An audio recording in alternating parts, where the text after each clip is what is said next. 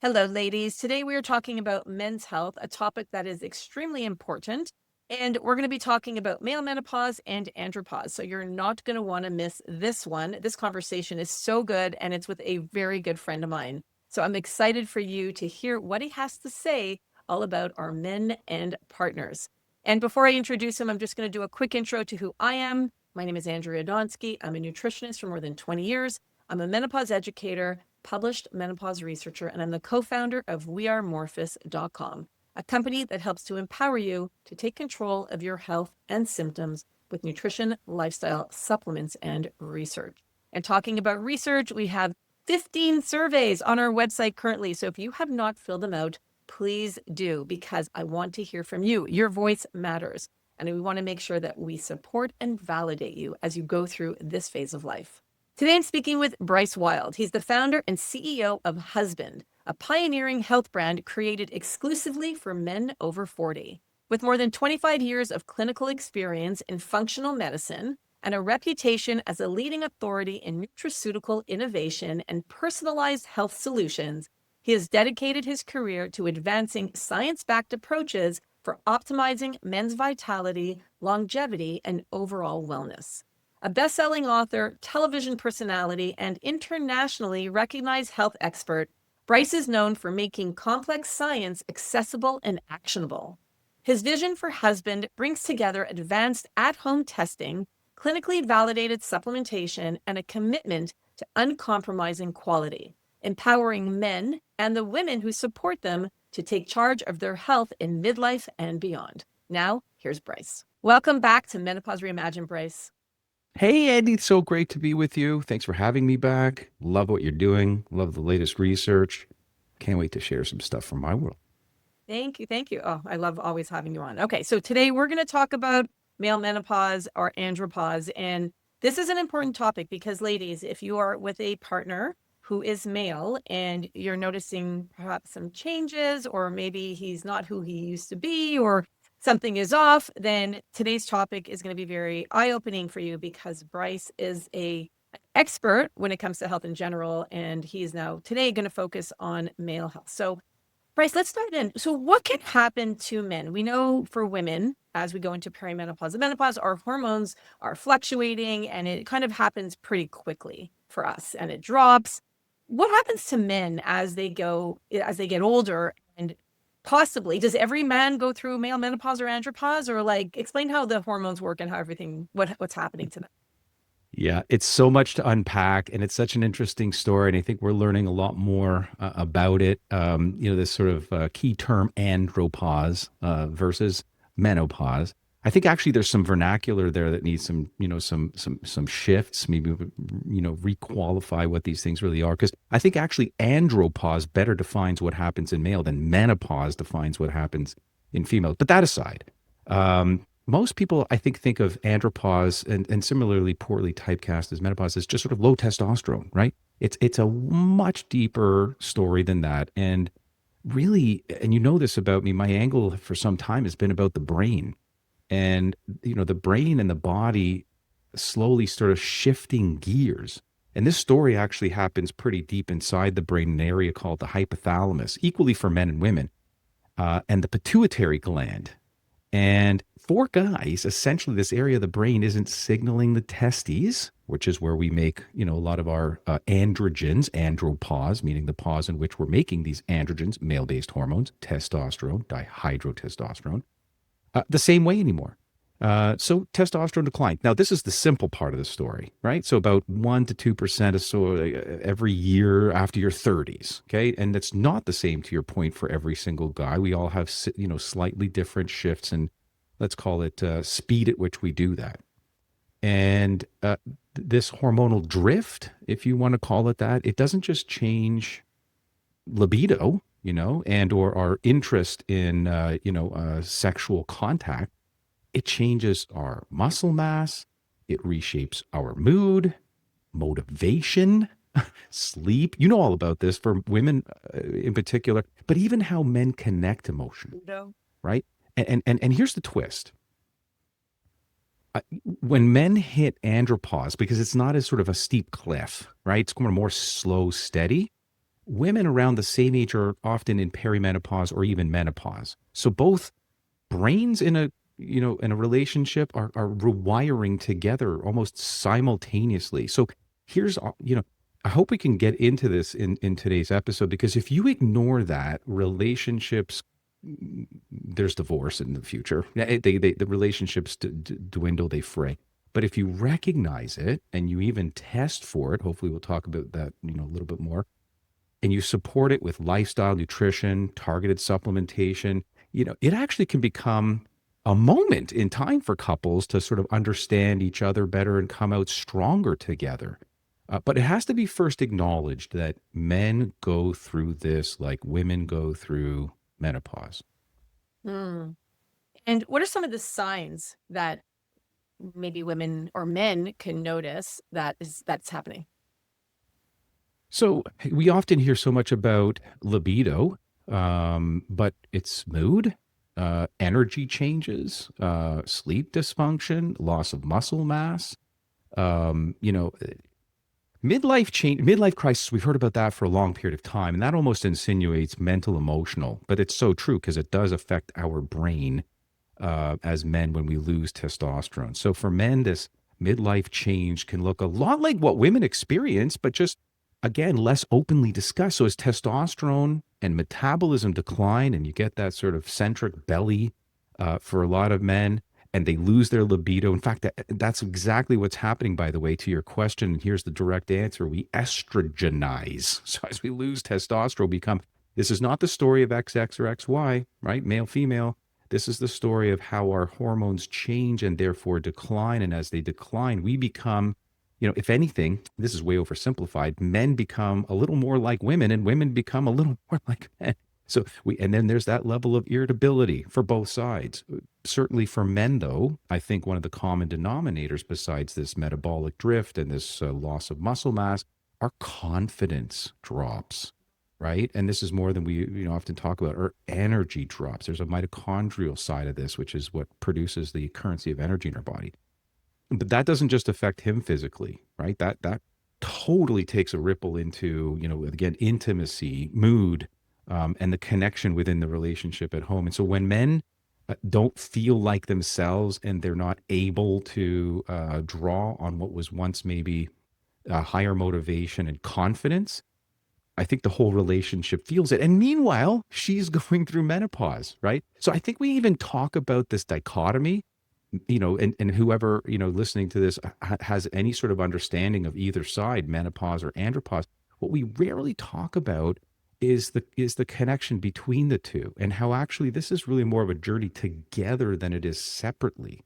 And by the way, can I just add that for so much of human history, very few of us humans lived beyond our 30s, right? I mean, this is just the reality is that only the last few centuries, maybe 400 or 500 years, and this is because of advances in medicine, right?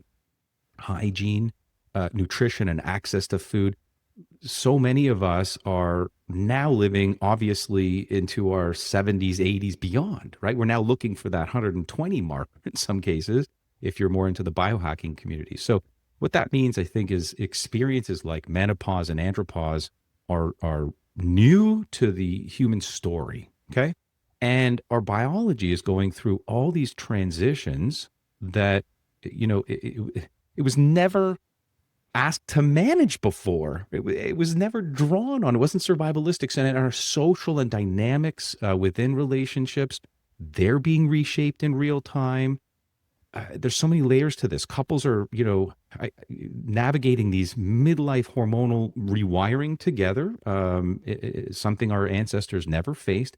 And that makes understanding it and even testing for it from the biochemical perspective and supporting all these changes, not just, I would even loosely describe this as a medical need, but it's certainly this sort of new frontier in how we live and love and are together as humans, right? And by the way, as if these transitions weren't challenging enough, it's like we're layering on modern stressors our biology's never had to handle before, poor nutrition. And then when I say poor, we have exposure to a lot of food, but it's micronutrient deficient food, as you know well.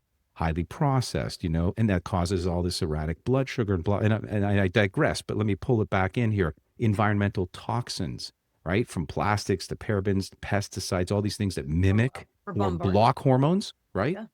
So it's just confusing to the body's natural balance. We haven't lived this long and we haven't had all these exposures. And then add that to the use, by the way, or overuse of pharmaceuticals, and not to mention a sedentary lifestyle. You have this perfect storm. So our physiology wasn't kind of really ever meant, nor had experience, and therefore pulling out the genetic aptitude, that is to say, the survival of the fittest. We never knew what genes we really needed to handle or maintain into our later years to be the best possible post-menopause, post-andropause people we could be, because we just never experienced it in human history.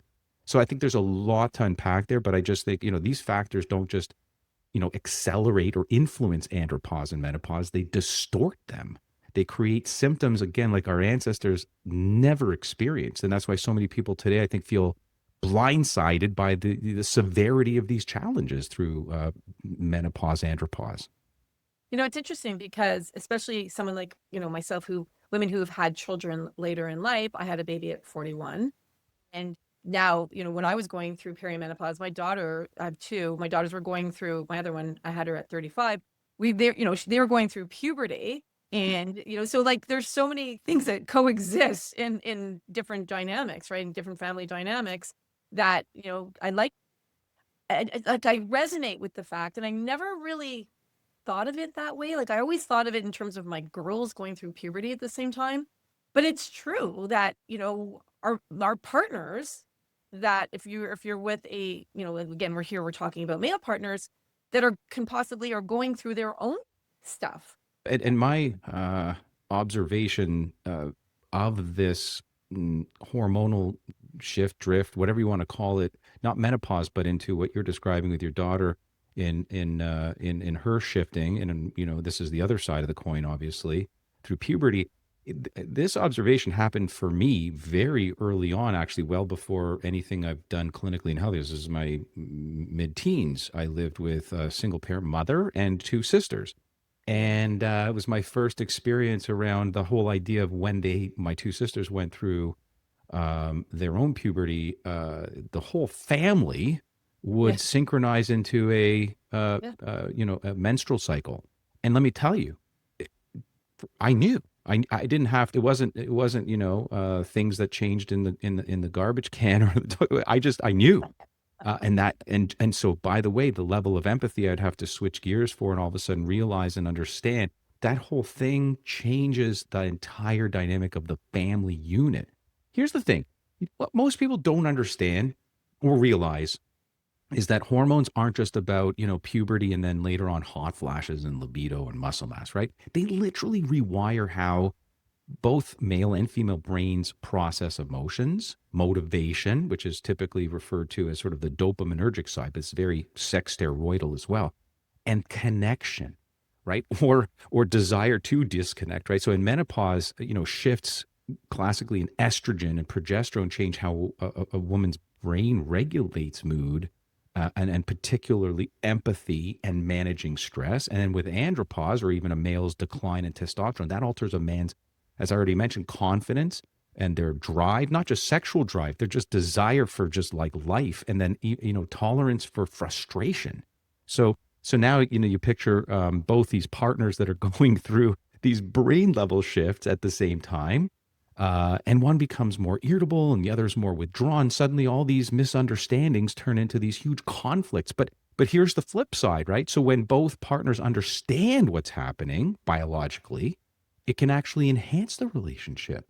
Hormones can just as easily, I think, deepen empathy or even spark new types of intimacy. So it goes from that sort of daily sexual drive to maybe once every couple of weeks. This is also a conversation that's not really had enough, right? That can be even more meaningful when and if it happens. Sometimes there's, bioidentical hormone therapy that can also make that happen if there's true deficiencies within context. But saying all this is just to suggest that you can actually, I think, have even a stronger bond if you treat them as signals to work together, but not as a sign of distance or how you're changing so much that there's no way it could ever be the way it once was. So, I think, this is the analogy. Hormones are kind of like this maybe unseen soundtrack of a relationship. If you don't tune them, they can clash. But if you get them in harmony, then the whole relationship feels like music all over again, right? So that's the way I look at it. No, and it's a good way to look at it. So here's my question. And for all of us living life, and we're triggered by something our husband says or does, or he chews too loudly, or he's snoring all the time, or he just annoys us. Like our automatic reaction is like getting frustrated and annoyed. And having, and it always comes down, I always say, like, to quote my mother, who, always gives me such amazing nuggets, is having the vocabulary and the understanding of knowing what's going on to have that conversation. So what would be some tips that you could give that would be a way to get that conversation started? Because if we don't necessarily, if we're not aware of what's happening, that's why this podcast is so important, ladies. Share this with your partners, please. Having that conversation. What do you suggest would be some of the things that we could do so we get that conversation started? And I'm All right. going to your doctor, testing, therapy, like what are some Well, suggestions? well, thanks for saying that because I'm not a psychologist. I almost went that track, by the way. Spent a year and a half at Queen Street Mental Health Center before it became the CAMH, Center of Addiction and Mental Health, and amalgamated with the Clark Institute. That was my whole track. And Wow. I pulled back and I went back to school to do what I do now. And I'm now 25 years in clinical experience within functional medicine. And I can just say I'm not a psychologist, but psychology always plays a role. So, you have to be up to date with the psychological component and, and there's a whole that side of things. But just having said that, I think that, when a female feels triggered by her husband or my wife feels triggered by me, especially again in midlife, perimenopause, menopause, when we're both going through these hormonal shifts. So it's not just about her, it's not just about him. I think though, in any moment, her first instinct, and I'm going to say maybe because I'm not a female, I don't know what it is to go through menopause. I'll just say her first instinct might be to retreat, maybe react emotionally, maybe feel rejected. There's a lot of emotions, but what's really happening is what I want to get across is it's biology. Fluctuating estrogen in the brain changes the stress response, just as declining testosterone in my brain changes my confidence and mood and how I respond to that reaction, right? So if you don't understand this, all these small conflicts, I've already said, can spiral. But the healthier response, in my opinion, again, I'm not a psychologist, is to pause, try to name what's happening. And, and I got to mention this book, one of my favorite books of all. It's such an easy read. It's 4 chapters, and it's by Dan Miguel Ruiz, and it's called The Four Agreements. Okay. And the second agreement is playing into what I wanted to say. And in response to your question, the second agreement is, second chapter, never, under any circumstances, even with your partner, your best friend, never take it personally. Okay. It's never meant to be a personal thing. Really, frankly, it's just, and you read this chapter, it'll make sense, but I won't dive into that. Get the book or the audiobook. But if you pause and you name what's happening and you remember that it's not always personal, and it's often hormonal, that awareness can shift the dynamic from blame into teamwork. And that turns that trigger into a chance for reconnection and empathy. So you do have to test to address. That is my slogan. You can't guess. But once you know Like what's that. happening, That's to address. I love that. test and assess, assess and address, and test to know, right? You can't guess, right? Oh, Guess. and assess. I thought you said test to address. So I was Well, that too, right? It's all part of the same concept, like, right? that's First, literally, no. So, but that's but I don't want to overly simplify everything as if everything is just a biochemical cascade. However, because it's such a stark contrast from where the body has moved most of its life, just like vitamin D, let's just make this simple. If where we live north of 40 degrees, where we all have actual true most of the year vitamin D deficiency, unless you test and address, uh, you will walk around not just predisposed to bone demineralization. Okay. It's a hormone. We've all heard this now. Vitamin D is actually a hormone. It plays off on immune system. It plays off on mood. It plays off on cardiovascular health, and it plays off on a whole host of other things. If you're vitamin D deficient, you feel like a sack of crap. If mm, you fix that, then you feel a whole hell of a lot better. And how do you know? You test 25-OHD. So same thing. You test yourself for progesterone, estrogen, estradiol, and testosterone free and bioavailable, dihydrotestosterone, the whole kit and caboodle. Not just is your brain yelling at your ovaries, or in the case of a guy at their testes to make more, that's LH and FSH, to define whether or not you're kind of in menopause or andropause, because probably no. And it's really more age dependent. So I think those are all useless tests. I think what we have to do is really get more into functional testing and understanding where we are in that phase. So before we go into, because I want to ask you what type of tests to get done, I want to just tell you a quick story. And so this was like a few years ago, and I might have shared this with you. A few years ago, so my husband, so when I married Rich was like, I have type A personality. He's type like C, like laid back, totally like his moods don't fluctuate very much. And he was starting to like change, like his moods. He was like really, irritable, and he just wasn't himself and very tired all the time. So I said to him, I'm like, you really should go to the doctor and get tested. Maybe you're an andropause. Maybe you have male menopause. So he went to the doctor, he got tested, and it ended up that he was severely deficient in vitamin D.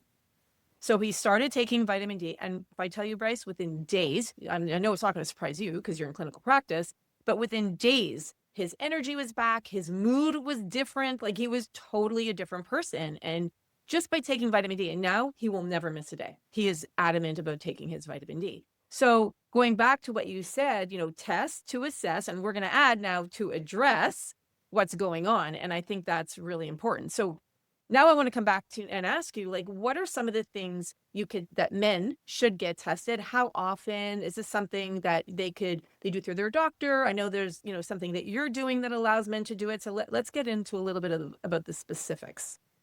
Right. So, and I just will reiterate how I think mainstream clinical medicine doesn't only not acknowledge andropause, or for that matter, menopause effectively, and understand it as a spectrum and a shift over time, shift and drift.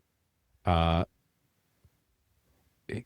Here's what we get. I'm just going to share this because this is sort of a lot of within a universal healthcare system in Canada, but also extends itself to the United States. And everyone listening to this across North America should quickly understand this. When you see a clinician like myself, or medical doctor, or a specialist, we all write notes, right, to keep track of files and understand our patients over time. And in those notes, where there's an acronym, it's called SOAP. Okay, SOAP. Subjective, what are you coming to see me about? What's your experience? What's your story? Objective, what do I see? What do I test for? Like your blood pressure, okay? That's going to go in there. What did I find that's objective in my testing or assessment of you? Then there's an assessment. What do I think's happening? Is this perimenopause, menopause, andropause? Then what's my plan? Okay? What's the plan? What's the P of SOAP? If you're a conventional practitioner and you don't have a plan, that is to say bioidentical hormone therapy or a botanical or a dietary shift or, whatever. If you don't have a plan, you're not going to test all of these extensions. Forget about whether they learn it or not in school and all these the rhetoric that's often shared in this industry around why doctors won't run. It's actually more political than that. And it makes sense. Every one of us clinicians over time get audited. The chances are very high that we get audited. If we test a lot of our patients for these extensions of hormones, but don't have a plan, and why wouldn't a doctor have a plan? Well, because they don't specialize in this form of bioidentical hormone therapy. For that matter, don't know it or care to know it, right? And they're also not going to send you to an endocrinologist because that's just not what endocrinology typically is, to manage something that's expected and or considered otherwise healthy. It's not a disease. It's a rite of passage. So if you don't have a plan, it's actually not only unethical, because if you're not in universal healthcare system, you're actually charging out of pocket to look at those test results. And therefore, if you look at the test results and you get paid and yet you don't have a plan, that's malpractice. And yet that 5 minutes or less that I just took to explain all this, if a doctor was to explain this to every single patient he was seeing, his or her, as to why he or she wasn't running these tests, it would take up half their day. So they're not. They're just going to go, I don't do that, or I don't want to do that, or there's nothing to that. So it's a lot more political than you realize. So, but for men over 40, to really directly answer your question, I think there's a handful of tests that give you the actual story behind energy, mood, muscle, and for that matter, adding healthy years to your life, right? And it starts with hormones. Number one, total testosterone. Okay. Total testosterone, free testosterone, what is unbound. So often we will add to that something called sex hormone binding globulin, or SHBG. What's bound, what's in prison and or versus allowed to go free and act in the tissues.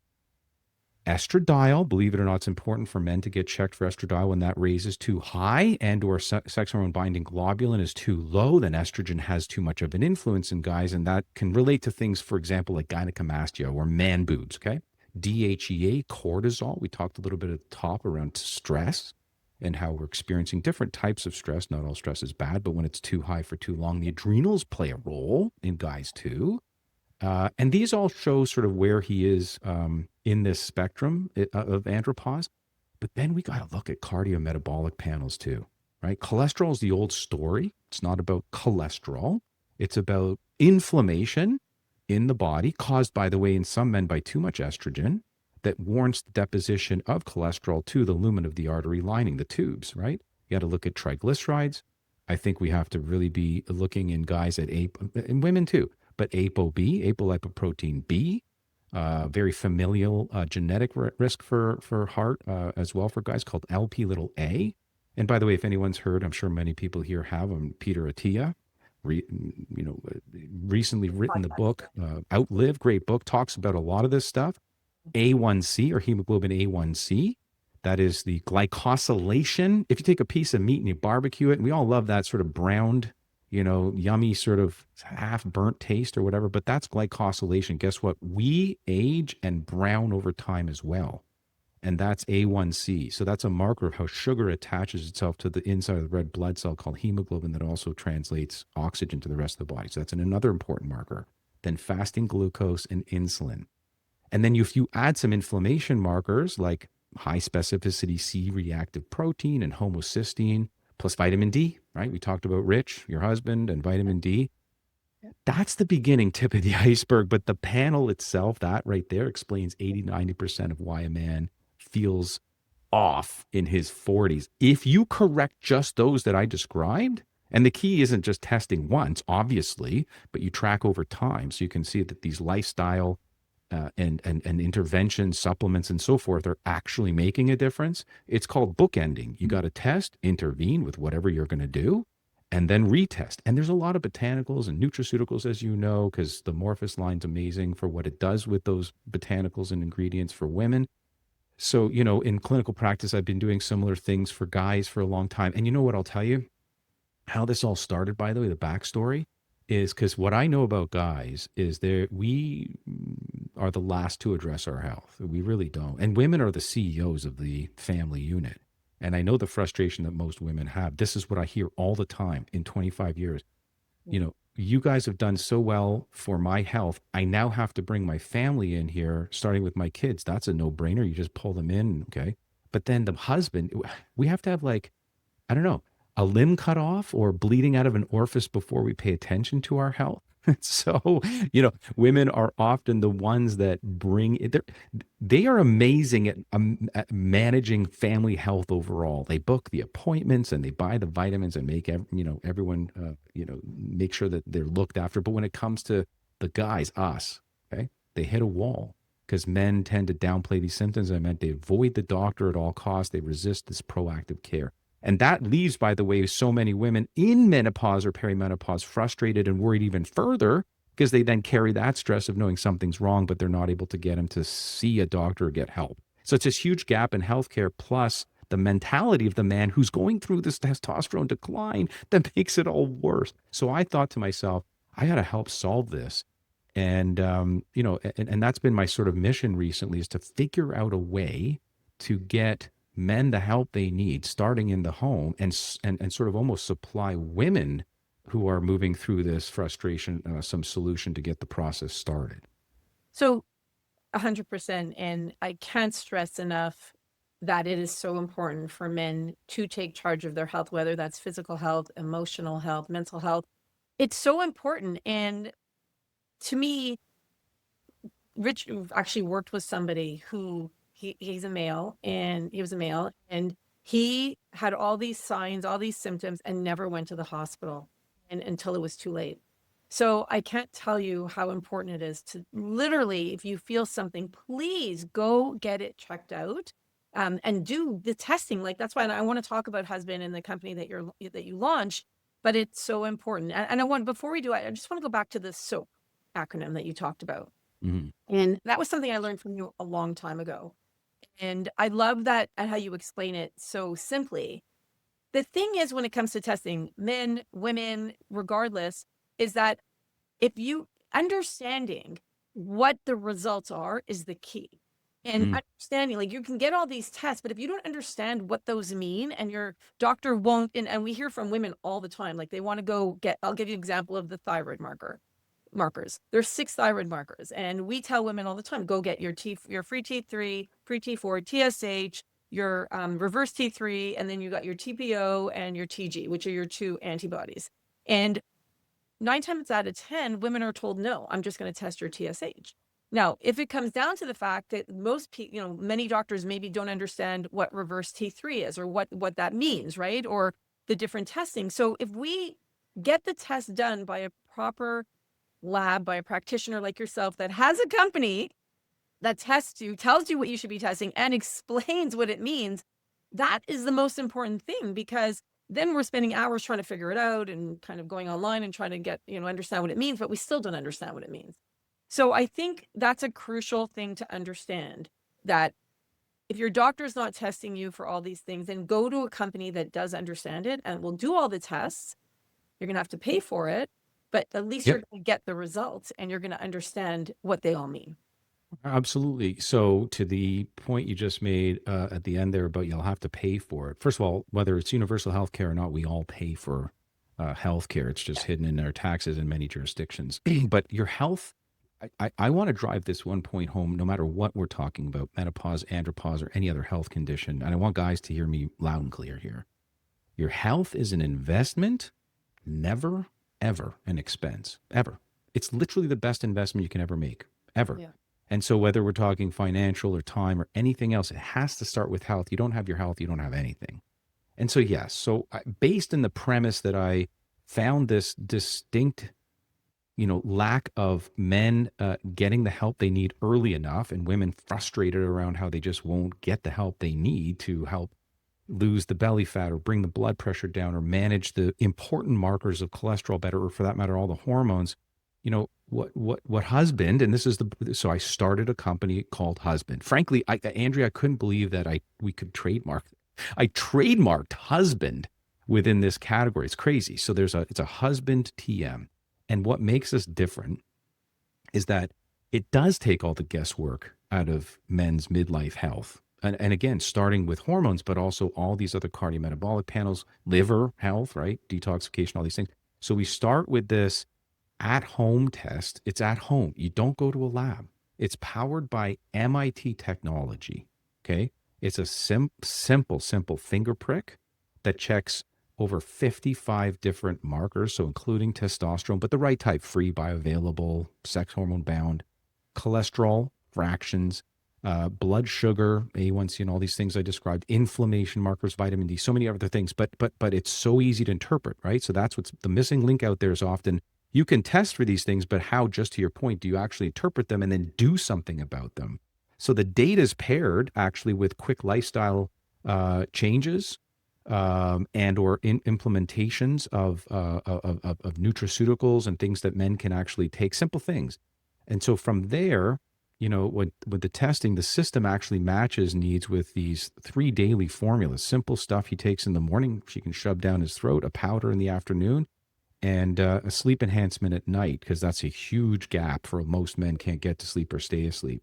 But it doesn't stop there. The coolest thing is that husband actually also automates the follow-up reminders, retesting every few months, and you get a free appointment with me.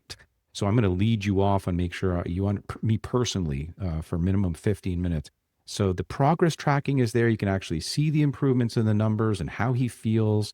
I mean, it's almost like we don't have but we do actually somewhat have a money back guarantee. If there's no improvement, which there always is, you stop. But you at least have the testing in hand and you can act on that, right? I don't want to be overly I don't want to be overly simplified here, but if we talk about sort of maybe the top five, we can leave it there as like the top five hormone driven issues in a guy's midlife. You know, as andropause we spoke about, but it's as I just mentioned, irritability and mood swings. If we say that that's a huge one, you know, testosterone decline in men drives that, but a simple solution would be to normalize sleep, right? Support with nutrients like magnesium, and you use that in Morphus as well. Theanine, suntheanine, you use that in Morphus as well. It's not a man-woman thing. It's just if there's problems there, these ingredients help. And adaptogens to, you know, practicing stress man. So that if it's declining libido, you know, the cause is, you know, hormonal issues, which we test for, maybe metabolic issues, right? A1C, a sugar control insulin that reduces sexual desire and response. So the solution, we use ingredients like Testo Surge, which is an incredible, it's a fenugreek extract, and it's proven to increase testosterone, available testosterone in men. If it's energy, sometimes it's a thyroid inefficiency, as you just described. Guess what? We look at all of those thyroid markers that you just talked about, not just TSH, thyroid stimulating hormone, Thank you. the entire thyroid panel, including the antibodies, anti-TG, anti-TPO. So if there's this metabolic slowdown, again, I don't want to overly simplify this, but sometimes it's as simple as balancing blood sugar. We use berberine. We recommend high fiber, a protein-rich diet, resistance training. One of the easiest markers, by the way, toward longevity is grip strength. Literally all you have to do is measure grip strength over time. We've proven with our interventions, the afternoon formula, which includes creatine and MyHMB, which is, you know, a really cool ingredient downstream from leucine, which is an amino acid to help maintain muscle mass as we age as guys. If you can do that, it's the number one cause of poor aging and or death, which is, you know, frailty. You trip and fall and have problems, complications, but this will keep your muscles lean and keep that muscle mass off. That's huge. So, you know, all these different things that we test and then address through simple daily routines in nutraceuticals and botanicals. And so, you know, we don't think we're onto something. We know we are, because again, women are like, wow, thank you for taking the load off my back. If I just have to prick his finger, send this off to that level of a lab with that level of accuracy, get these results back, and then decide to how to act in there. You can act on it with the husband formulas, or you can just take our lifestyle and dietary advice, whatever you want, but there's actionable remedy, and then retest and actually see he's improved. We're turning women, which they desire to be, they already are the CEOs of family health, into at-home pseudo clinicians. The science is they're armed with now the science of where their husbands are at. And I think, frankly, like I said, it's taking a lot of the heat off them and the frustration off them. And it does create that teamwork I alluded to earlier on, right? He doesn't care to go in and see the doctor. Okay, so you know what? Stay at home. Just give her your finger and let her take the blood and send it off. And then we're off to the races. Yeah, it simplifies it, which is Right. what everybody wants. It also saves you a ton of time because you're actually getting the information quickly. You're going to get the results, and having time with you. I mean, this, you know, you kind of skip through it pretty quickly, but you're a practicing clinician and you've got a thriving practice, and having time with you is pretty incredible. I'm actually, as you said it, I'm like, wow, that's a pretty good deal. Can you go into that a little bit? Well, I'm I'm like, going to do that for as long as I'm able to do it. I'll never hand it off to a team, and you'll never talk to somebody other than me. But I don't know that I'll be, able to do this indefinitely. But I always want to be able to answer questions. By the way, we have this. Everyone's using AI to leverage, extending one's capabilities. I'm doing the same thing. So I've created a chat bot on the website, husbandvitamins.com. There's a chat bot there that I've spent countless hours training to act and talk and respond like me. Now, I'm not handing you off to the chat bot, but if you had questions about anything we talked about, it's going to give you a pretty solid answer the way I'd answer it. But yeah, with every purchase over $125, you get 15 minutes with me. And I just want to provide that to people. And by the way, I like to provide that to the couple. I don't like to talk to one or the other. I really appreciate when the couple is there.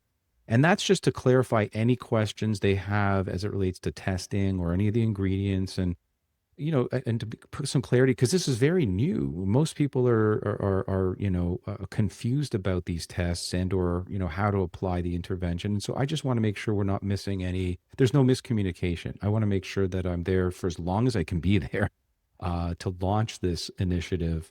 But it's pretty self-explanatory. Now, a lot of videos are created around how to take the blood. It's so simple. How to take these ingredients daily. It's so easy.